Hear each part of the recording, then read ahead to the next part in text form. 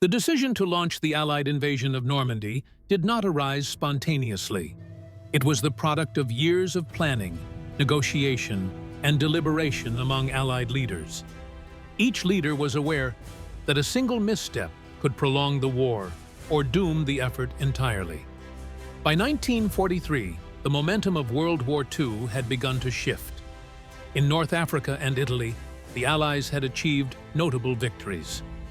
Yet the question of when and where to strike at the heart of Nazi-occupied Europe remained unresolved. British and American commanders faced competing strategic priorities. The weight of history and the expectations of nations pressed upon every decision. The months leading to D-Day were defined by a painstaking process of preparation and careful consideration.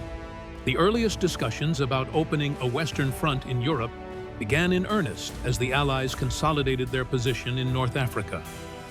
Franklin D. Roosevelt and Winston Churchill understood the strategic imperative. The liberation of France required a direct invasion across the English Channel. Yet this was no small undertaking. Hitler's Atlantic Wall represented an immense obstacle. German troops, well-trained and entrenched, made the idea of an amphibious assault seem almost impossibly complex. For Allied planners, the decision was as much about logistics, supply, and timing as it was about battlefield courage. Every consideration had to be weighed with meticulous care. In the summer of 1943, military planners explored the concept of a cross-channel invasion. General Dwight D. Eisenhower began the painstaking task of coordinating American, British, and Canadian forces. The challenge was immense. Different armies had to function as a single coherent force. Eisenhower and his staff pored over maps of the Normandy coast and assessed German troop deployments. Each potential landing site offered advantages and disadvantages. The planners had to anticipate German reactions to an initial landing and subsequent movements inland. Meanwhile, on the other side of the Channel, Hitler's military leadership debated the nature and location of the expected Allied invasion. The German High Command assumed that any major assault would occur at the Pas de Calais. This assumption would later prove to be a critical miscalculation. The Germans believed that Normandy was a less likely point of attack. As a result, they distributed their forces in a manner that reflected their own strategic biases. The interplay between Allied planning and German assumptions created a subtle tension. By late 1943, the strategic discussions were reaching a practical stage. Churchill and Roosevelt met at conferences to decide where the invasion should occur and when it could be feasible. Logistical realities dictated much of the timing. Ships, landing craft, and troops had to be assembled and trained. Weather patterns, tidal cycles, and the moon's phases were studied to determine when landings could be attempted. Intelligence reports from resistance groups were integrated into planning, each piece of information carefully assessed for reliability.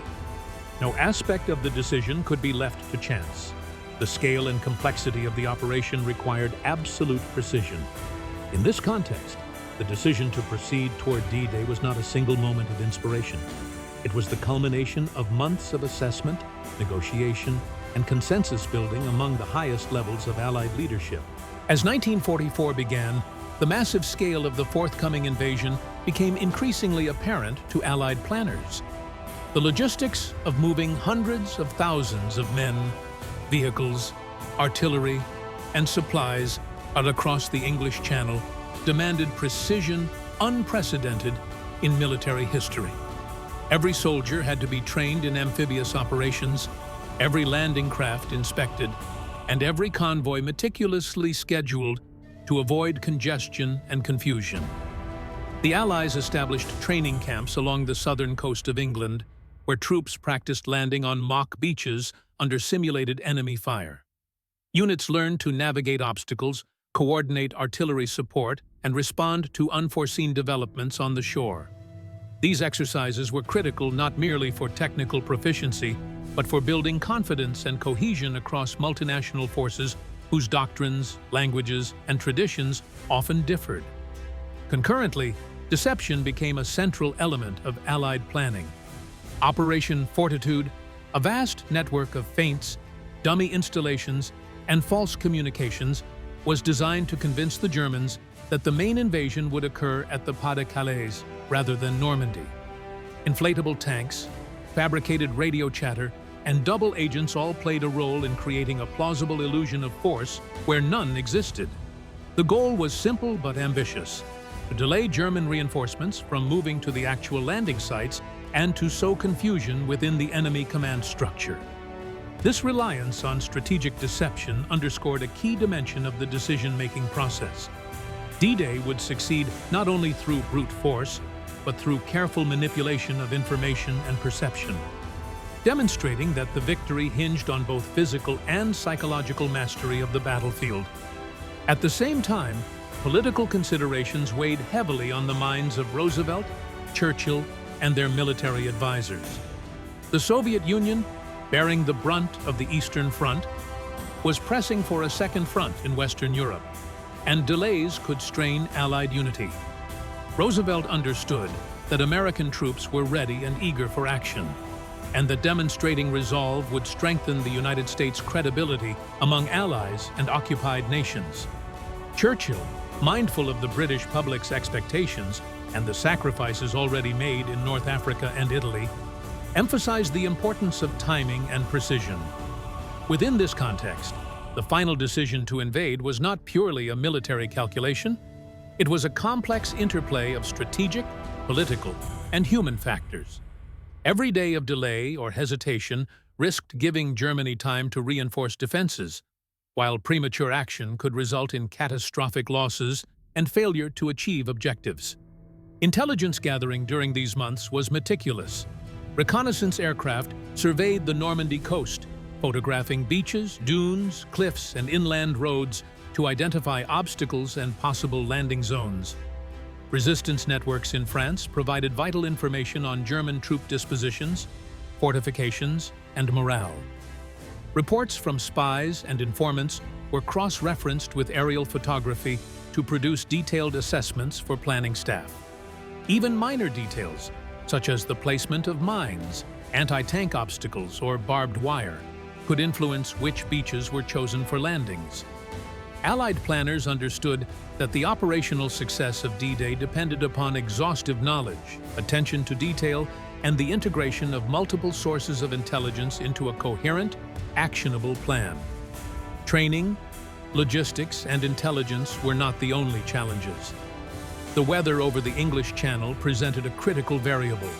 Planners required specific conditions: calm seas for landing craft, low tides to reveal beach obstacles, and clear skies for airborne operations. Meteorologists were consulted extensively, and multiple contingency plans were developed to accommodate the inherent unpredictability of spring weather. These calculations illustrate the intricate balance between preparation and uncertainty that defined the months leading to D-Day. Every factor, from the movement of supply convoys to the timing of artillery barrages, depended upon both human judgment and forces beyond human control. By early spring, the decision to proceed had gained a level of finality, yet flexibility remained essential. Eisenhower, as Supreme Commander, maintained ultimate authority over the precise timing of the landings. He understood that a single misjudgment could lead to disaster, and that the success of the operation depended not only on Allied planning, but on the enemy's inability to react in time. In this period, the combination of training, deception, intelligence, and logistical preparation reached its peak. The soldiers were ready, the landing craft were assembled, and the beaches of Normandy awaited. As spring 1944 progressed, the tension within Allied command intensified. The massive preparation for the invasion was nearing its operational peak. Every leader understood that the moment of decision was approaching.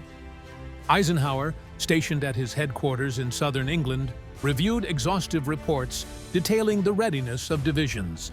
The availability of landing craft, the status of supplies, and the projected movements of German forces were all scrutinized. Each report was scrutinized for consistency and feasibility. Each recommendation was weighed against the overarching strategic objective of establishing a secure foothold in Western Europe. The scale of the operation was unparalleled. Every aspect, troop training, Amphibious coordination, airborne landings, naval gunfire support, and aerial bombardment had to converge with precision. Any lapse could imperil the invasion or result in catastrophic losses. During this period, the role of intelligence and deception could not be overstated. Operation Fortitude remained active, presenting the German command with false evidence of imminent attacks elsewhere along the French coast. Dummy tanks, inflatable vehicles, and decoy radio transmissions created a convincing illusion of force concentration at the Pas de Calais. The Germans, interpreting these signals through the lens of their assumptions, continued to withhold reinforcements from Normandy. Yet even as deception operations succeeded, the Allies could not allow overconfidence to creep into their own ranks. Commanders repeatedly rehearsed contingency plans for delayed landings, counterattacks, and adverse weather. This dual focus, misleading the enemy while safeguarding the integrity of the invasion, demonstrates the complex interplay between strategy and execution. On the human side, the Allied soldiers faced both anticipation and anxiety. Weeks of intensive training had instilled confidence in amphibious operations, yet the reality of what awaited them was known only in abstract. Officers emphasized coordination and discipline, but they could not fully convey the physical challenges of storming heavily fortified beaches under fire. Medical and logistical personnel worked tirelessly to ensure that troops were equipped and sustained. Yet the margins for error remained narrow. Every man, from infantryman to tank operator, understood that the coming assault would be decisive. The personal courage of these soldiers, while critical, was dependent upon the thoroughness of planning and preparation that had taken years to assemble. At the highest levels, political and strategic considerations were equally weighty. Roosevelt and Churchill monitored developments with an acute awareness of both Allied cohesion and the global implications of the operation. Pressure from the Soviet Union intensified as Red Army successes on the Eastern Front emphasized the need for a Western offensive. The Soviets, bearing tremendous losses, demanded concrete evidence that the Allies were committed to relieving pressure in the West. This added urgency to the timing of the invasion, reinforcing the need to balance operational readiness with strategic necessity. Any delay, particularly one visible to the wider world, risked political friction that could complicate post-war coordination. The German response, meanwhile, remained constrained by their own assumptions and operational rigidity. Field Marshal Erwin Rommel, appointed to strengthen defenses along the French coast, recognized the importance of anticipating an amphibious invasion. He worked to improve fortifications, minefields, and mobile reserves. Yet the German command's divided attention, compounded by Hitler's insistence on direct control and the fixation on the Pas de Calais, limited their flexibility. This strategic misalignment, exploited by Allied deception efforts, would prove decisive. The interplay between Allied precision planning and German misperception illustrates a fundamental truth. Success in war often depends as much on the enemy's errors as on one's own execution. By late May 1944, the operational picture was nearing clarity. All units were positioned, equipment had been distributed, and final rehearsals had been conducted along the southern coast of England.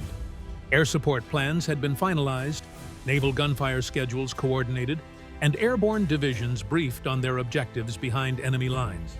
Meteorological conditions were continuously monitored, as even a single storm could disrupt landings and compromise airborne drops.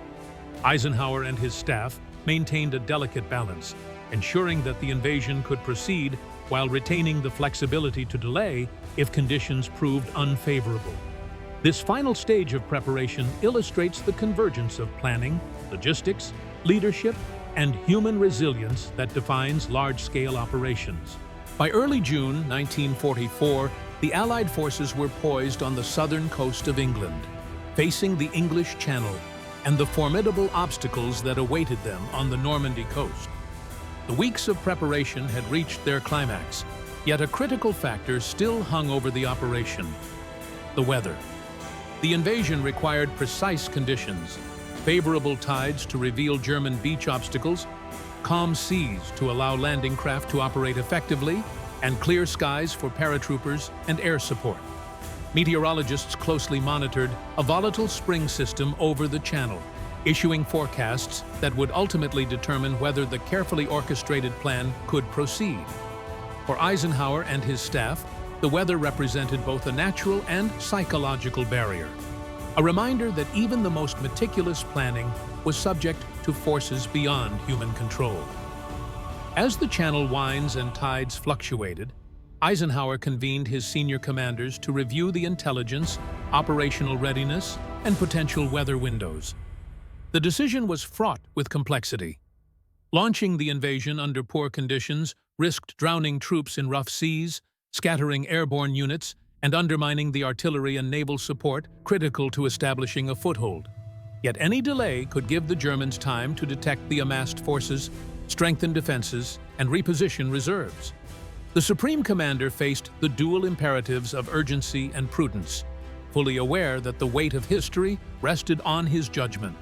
After careful deliberation, he concluded that the operation should proceed on the first practicable date, June 6, 1944, when the meteorological conditions provided the narrowest but acceptable window of opportunity. Meanwhile, the troops themselves grappled with anticipation and anxiety. Soldiers packed into landing craft and bivouacs along the English coast knew that their mission would be both decisive and deadly.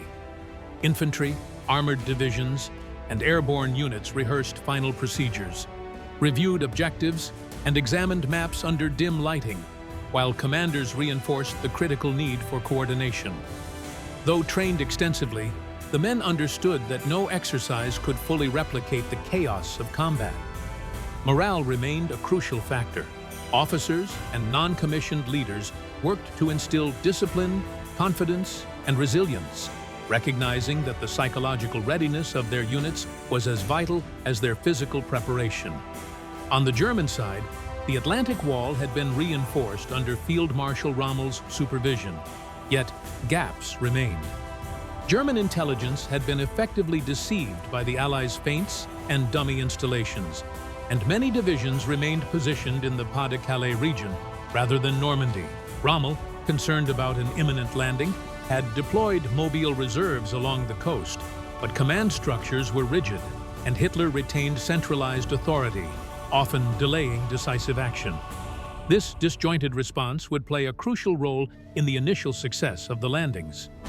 The contrast between Allied cohesion and German strategic rigidity demonstrates a central principle of operational success. Thorough preparation, flexibility, and unity of command often outweigh raw defensive strength. As June 5th arrived, the final preparatory orders were issued. Paratroopers were briefed for night drops behind enemy lines, naval bombardment schedules were finalized, and artillery units were positioned to support infantry landings. Landing craft were loaded with troops, vehicles, and supplies, with crews rehearsing embarkation and disembarkation procedures repeatedly. Eisenhower visited planning rooms to review communications, coordination between air, sea, and land forces, and contingency responses for unexpected resistance or adverse weather. The stakes were immense. Success would provide a critical foothold in Western Europe. Failure could delay the Allied advance by months, prolonging the war and inflicting enormous casualties. The night before the invasion was a study in contrast. In the briefing rooms and camps, soldiers checked equipment and reinforced instructions. In the command posts, generals and staff officers analyzed every detail of the operation. Outside, the English Channel stretched dark and uncertain, reflecting the weight of expectation and the unpredictability of nature. Weather reports indicated a brief lull in storms, a fragile window for action, but uncertainty remained. Eisenhower, conscious of the human lives at stake, made final adjustments and contingency plans, ensuring that every unit had clear objectives and fallback measures. The decision to proceed was irreversible, the culmination of years of planning, deception, training, and intelligence now rested on execution. The first light of June 6, 1944, brought with it the tangible moment of decision that Allied planners had anticipated for months. From the southern coast of England, the invasion fleet began to move across the English Channel, a vast armada carrying men, vehicles, and supplies whose coordinated effort had no precedent in history. Eisenhower and his staff watched as months of preparation and calculation translated into motion. This was a moment defined not by heroics or spectacle, but by the disciplined execution of planning and the cumulative effect of countless decisions made over years. Every landing craft, every unit, every supply shipment represented the materialization of strategy, logistics, and foresight. A test of human judgment under conditions of immense uncertainty. The complexity of the operation was staggering. Thousands of troops would be landing on 5 separate beaches, each presenting distinct challenges in terms of terrain, fortifications, and German defensive positions. Airborne divisions had been dropped behind enemy lines during the night, tasked with securing bridges, disrupting communications, and preventing reinforcements from reaching the coast. Their success or failure would directly influence the effectiveness of the beach landings. These airborne operations illustrate the layered nature of Allied planning. Each action was interdependent, a carefully constructed sequence in which timing, coordination, and adaptability were paramount. The decision to commit paratroopers ahead of the main assault reflected a broader understanding that control of key terrain and mobility corridors would dictate the campaign's subsequent progression. The role of intelligence and deception was fully realized in these first hours. Operation Fortitude had successfully misled the German High Command into expecting the primary assault at the Pas de Calais. As a result, Rommel and other German leaders maintained significant forces away from Normandy, delaying reinforcements and dispersing their ability to respond effectively. This misperception did not guarantee success, but it fundamentally altered the strategic context, demonstrating how prior decisions in planning, reconnaissance, and deception shaped outcomes before a single shot was fired. Allied success depended as much on the opponent's errors, informed by deliberate misinformation, as it did on the execution of landings and movements. On the beaches themselves, the human dimension became immediately apparent. Soldiers encountered obstacles precisely documented in Allied reconnaissance: mined zones, wooden stakes, and fortified bunkers designed to slow progress. Yet, the months of preparation were evident in the soldiers' conduct, in the coordinated movements of infantry and armor, and in the integration of artillery and naval gunfire support. Individual initiative, while necessary in the chaos of landing operations, was guided by overarching strategic planning. This combination of preparation and adaptability exemplifies the disciplined approach that characterized the decision-making process behind D-Day. The human cost was present, acknowledged, and heavy, yet it was mitigated by the foresight and care embedded in the planning stages. Commanders faced continuous pressure to adapt in real time. Reports from the beaches and airborne units were incomplete, delayed, or contradictory, yet decisions had to be made regarding the movement of follow-on forces, allocation of artillery support, and reinforcement of objectives. Eisenhower and his staff balanced caution with necessity, maintaining an awareness that every decision affected thousands of lives. This period illustrates a central principle of military leadership. The responsibility for human life is inseparable from the execution of strategy. Planning alone could not guarantee success. Judgment and adaptability were essential in responding to evolving conditions on the ground. By mid-morning, the first footholds on the Normandy coast had been established. The consolidation of these positions was gradual, shaped by the interplay between fortifications, natural terrain, and the coordination of multiple service branches. Where resistance was strongest, commanders relied on previously determined contingencies: artillery bombardment, supporting naval fire, and the maneuvering of armored units. The initial gains, measured in hundreds of meters rather than kilometers, reflected the careful balance of strategy, preparation, and human resilience that had been cultivated over months. These early hours demonstrated that the decision to invade was not a singular moment of courage or luck, but the culmination of meticulous planning, adaptive leadership, and disciplined execution. As the day progressed, the broader significance of these first hours became evident. As June 6th progressed into its second day, the Normandy beaches began to transform from a site of precarious landings into the foundation of a sustained campaign. The initial waves of infantry and armor had established footholds, but the task of consolidating positions, organizing supplies, and coordinating further inland movements demanded the full attention of Allied commanders. Every action on this day reflected not only the bravery of individual soldiers, but the cumulative effect of months of meticulous planning and the decisive choices made in the weeks and years prior. The success of the operation depended on translating initial gains into enduring strategic advantage while remaining adaptable to the unpredictability of combat. Logistics immediately became the defining concern for commanding officers. Securing the beaches was only the first step.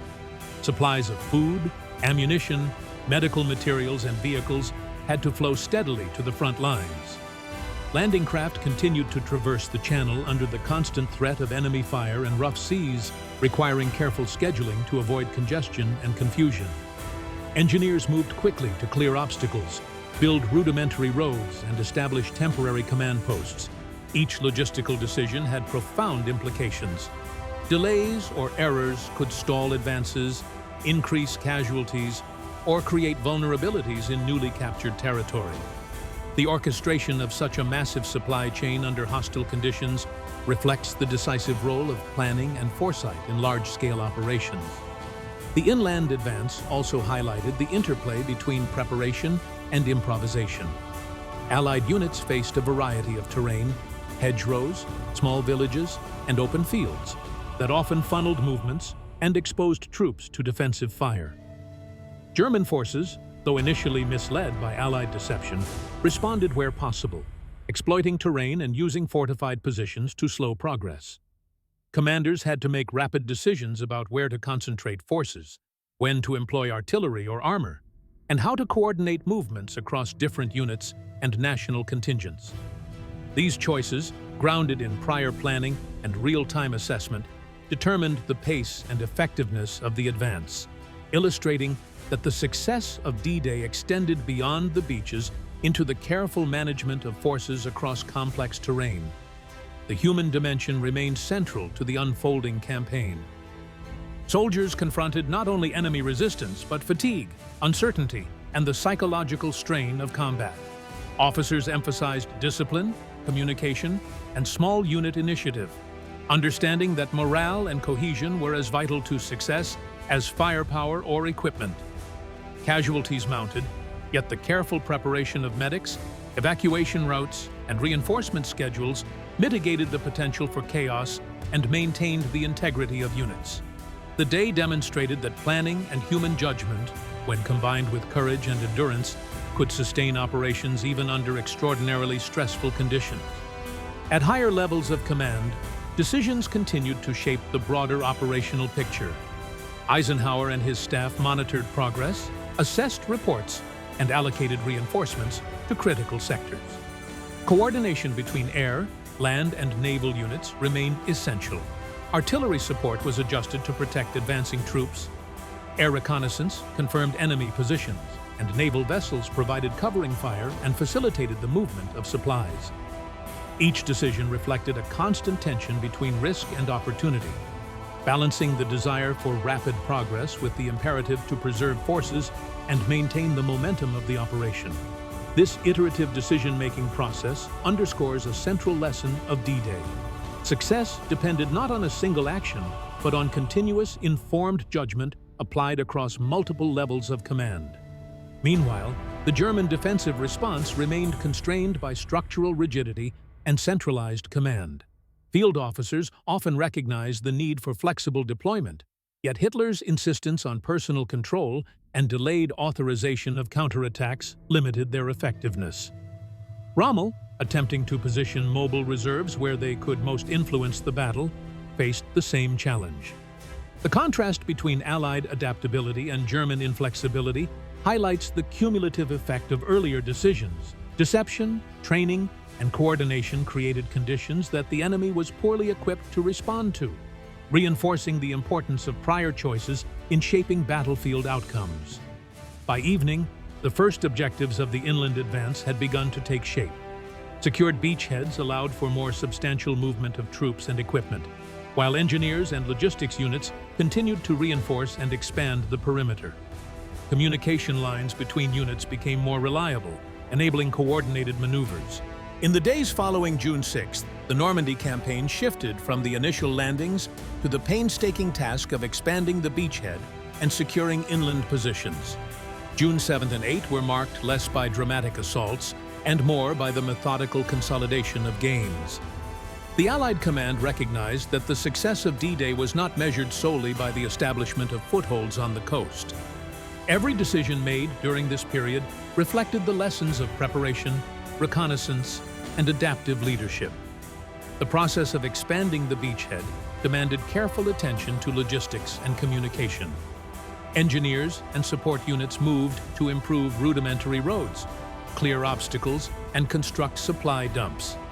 Each bridge over the hedgerows, each bypass through mined fields, and each repair of disrupted supply lines required foresight and coordination. The smooth flow of men, weapons, and supplies was as critical as any tactical maneuver. Delays or oversights had the potential to stall operations and jeopardize the fragile gains achieved on D-Day. Commanders remained vigilant, continuously monitoring progress and adjusting priorities to respond to emerging challenges. The German response began to assert itself in localized counterattacks. These attacks required swift judgment from Allied leaders, who balanced the need to repel enemy movements with the imperative of maintaining the broader offensive. Artillery was redirected, reserves repositioned, and coordinated countermeasures executed.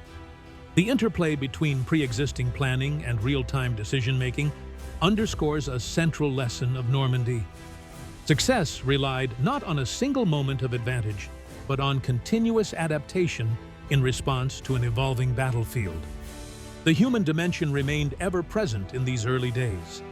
Soldiers confronted not only physical obstacles and enemy resistance, but the psychological strain of sustained combat. Fatigue was widespread, and the unpredictability of hedgerow terrain created disorientation and increased the risk of casualties. Officers emphasized the importance of cohesion, communication, and disciplined action under stress. Medics, engineers, and support personnel played a crucial role in sustaining morale and operational effectiveness. Leadership at higher levels continued to shape the campaign's trajectory. Eisenhower and his staff maintained oversight of the beachhead expansion, coordinating reinforcements, supplies, and operational priorities. Air and naval support remained integrated into these decisions, providing cover for advancing units and disrupting German movements. The requirement for continuous evaluation and flexible command decisions was acute. Every report had to be interpreted within the broader strategic context. The Allies' ability to maintain cohesion across multiple national contingents and service branches reflected months of careful preparation. As June 8th progressed, it became evident that the beachhead could be transformed into a platform for deeper operations into France. Key towns and crossroads were captured or secured, and logistical lines began to stabilize. The careful coordination of artillery, infantry, armor, and engineers ensured that the advance remained steady, albeit measured. These incremental gains were critical for establishing operational depth and ensuring the sustainability of the campaign. The strategic importance of this phase lay in its quiet rigor, deliberate consolidation, informed by prior intelligence and executed with discipline.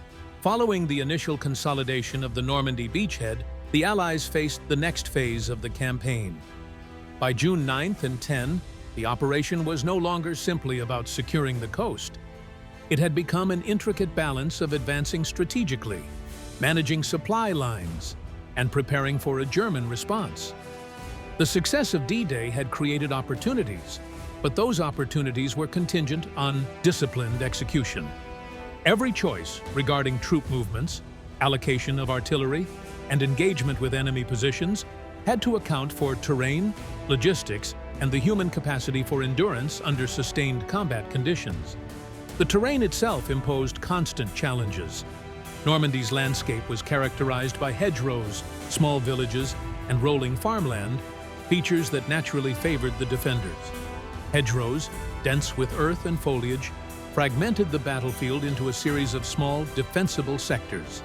This allowed German forces to delay advances despite being outnumbered and strategically disadvantaged. The Allied command understood that success would not be measured in rapid, sweeping advances, but in the steady, controlled movement of forces. The capture of key crossroads and the establishment of secure supply routes were essential.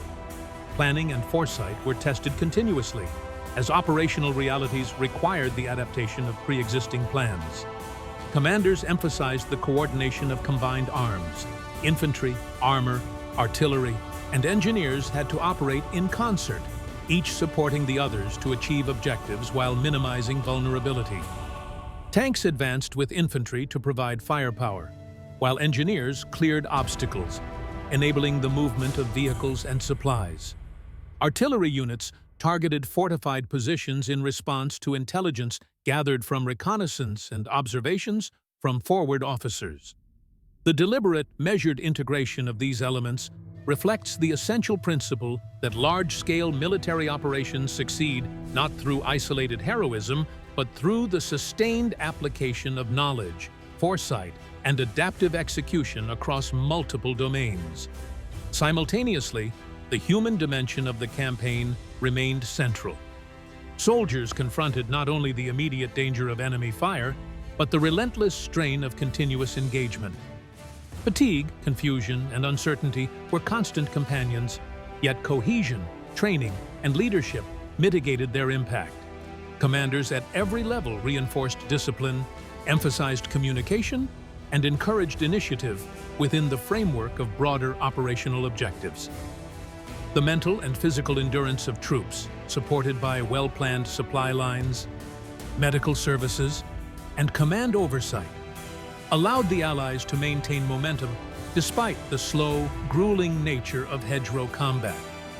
The integration of human capacity into operational planning underscores the principle that strategy and logistics are inseparable from the lived experience of those executing it. German forces, meanwhile, began to react with increasing coordination. Mobile reserves were repositioned, and local counterattacks sought to exploit any gaps in the Allied advance. However, the structural rigidity of German command, compounded by Hitler's insistence on centralized decision-making, limited the effectiveness of these responses. Tactical brilliance at the local level was frequently undermined by delays in orders and inflexible allocation of forces. The contrast between German constraints and Allied adaptability highlights the decisive influence of prior strategic decisions, training, and command philosophy. Allied successes during these days were not merely the product of numerical superiority, but of a command structure capable of rapid assessment, informed decision-making, and operational flexibility. By June 10th, the Allies had captured several key villages and crossroads, gradually shaping a contiguous zone from which further operations could be projected. The establishment of secure lines of communication and supply facilitated the movement of additional troops, artillery, and armor. This allowed planners to consider more ambitious objectives for the coming weeks. The incremental gains reflected the principle that operational momentum is often achieved not through dramatic breakthroughs, but through the disciplined accumulation of advantage. Every decision, from the placement of artillery to the routing of supply convoys, contributed to the broader strategic outcome. As the Normandy campaign progressed into mid-June, the initial gains of D-Day began to be tested by the reality of sustained operations. The beachhead had grown into a connected zone of control, yet the effort required to maintain momentum became increasingly apparent. Commanders faced a convergence of logistical, operational, and human challenges that demanded continual adaptation. The decisions made during these days would determine the pace of the Allied advance and the capacity to withstand German countermeasures. The terrain continued to dictate the pace of operations. Hedgerows, dense forests, and small villages constrained movement and created natural defensive positions. Each advance required careful reconnaissance, detailed planning, and coordination of multiple units. Unlike the initial landings, the push inland demanded methodical execution. Commanders had to balance the imperative to seize strategic points with the practical limitations of troop endurance. Every kilometer gained represented a careful calculus of risk, effort, and strategic value. Supply and communication remained central to operational effectiveness. The Allies had established rudimentary but functional supply lines. Yet, the constant movement taxed the capacity of engineers. Roads were repaired, temporary bridges constructed, and obstacles cleared to allow the uninterrupted flow of reinforcements. Delays could quickly translate into stalled advances or increased casualties, underscoring the critical importance of foresight. The integration of logistics into operational decision-making reflects a core principle of military leadership. German forces began to organize more substantial defensive efforts. Mobile reserves were deployed where terrain permitted, and counterattacks were launched to delay further advances. However, the strategic rigidity imposed by centralized command continued to hamper German effectiveness. Field commanders often recognized opportunities for decisive action, but were constrained by delayed orders.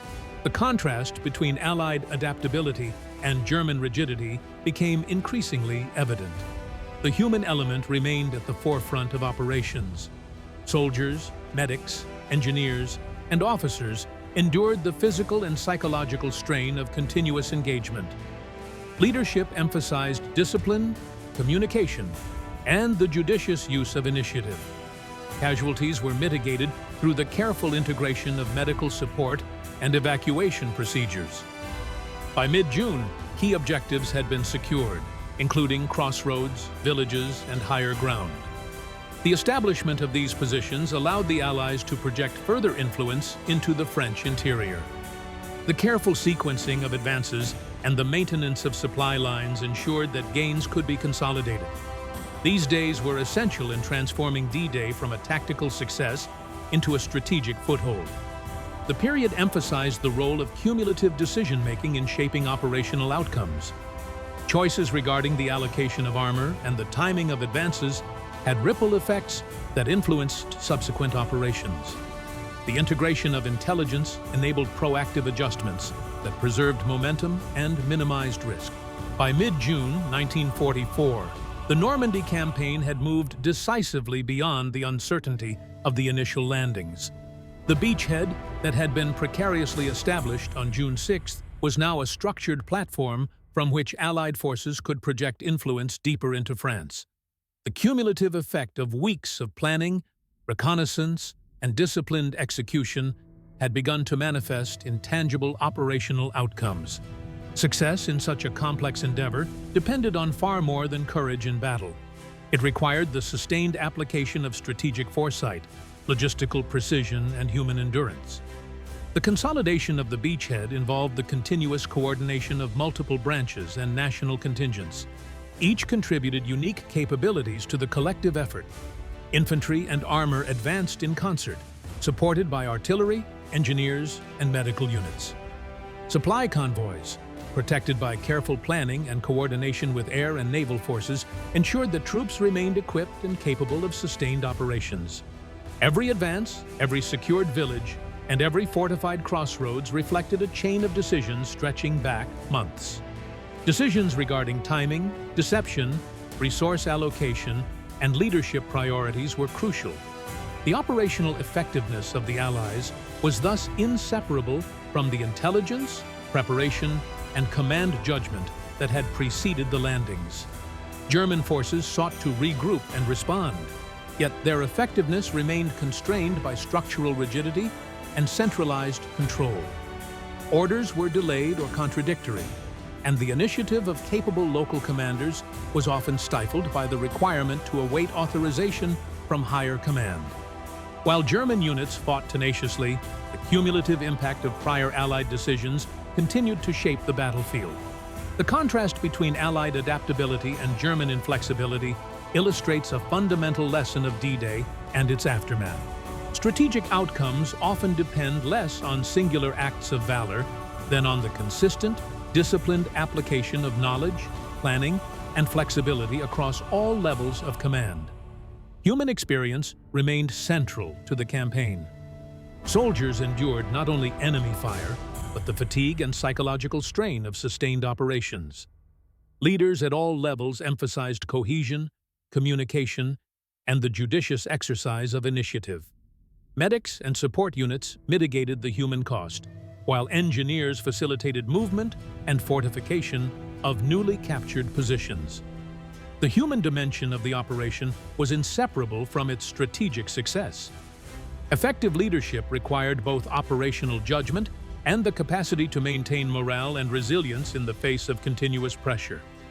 The endurance and professionalism of individual soldiers and units allowed the cumulative effects of planning and logistics to translate into tangible progress on the ground.